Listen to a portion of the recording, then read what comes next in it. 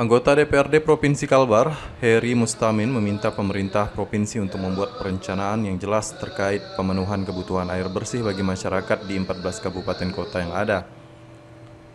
Sebab menurut Heri, air bersih untuk minum dan MCK merupakan kebutuhan setiap makhluk hidup yang sangat mendasar, terlebih di masa-masa kemarau yang biasanya saban tahun selalu melanda Kalbar. Air bersih di kabupaten kota tentu itu kan kewenangannya kan ada di kabupaten kota. Tapi air bakunya harusnya memang dipersiapkan oleh provinsi. Nah sampai hari ini nih, saya tidak tahu ya apakah sudah ada perencanaan atau belum. Tapi yang jelas sampai hari ini kan air baku itu kan kita masih bertumpu di air sungai Kapuas. Sementara air sungai Kapuas ini kalau dalam musim kering, kemudian air asin masuk, instruksi air asin masuk, maka dia akan menjadi payau, ya kan? Karena instalasi pengolahan air yang masih cukup memadai sekarang ini kan di Kota Pontianak, sementara kabupaten yang lain kan belum.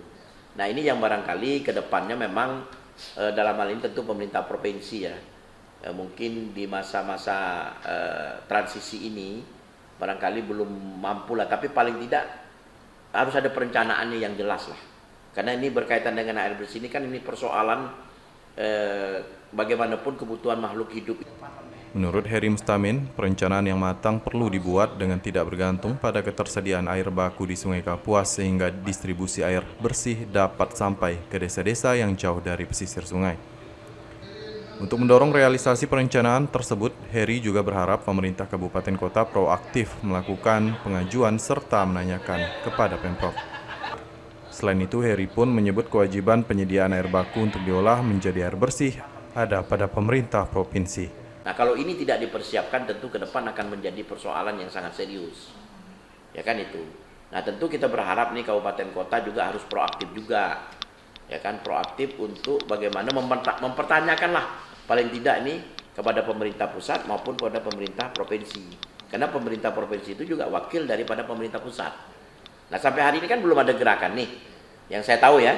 Nah padahal itu ada kewajiban daripada pemerintah daerah, pemerintah provinsi untuk mempersiapkan kesediaan air baku dalam rangka persiapan air bersih.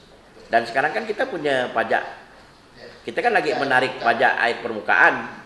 Nah kalau kita sudah menarik pajak, ini apa yang akan diberikan kepada masyarakat? Walaupun kalau pajak kan itu ditarik kan berdasarkan satu kewajiban ya, walaupun tidak ada, tapi kan ada tanggung jawab moral dari pemerintah provinsi untuk menyiapkan air baku itu, penampungan air baku. Nah, kita kan belum ada nih.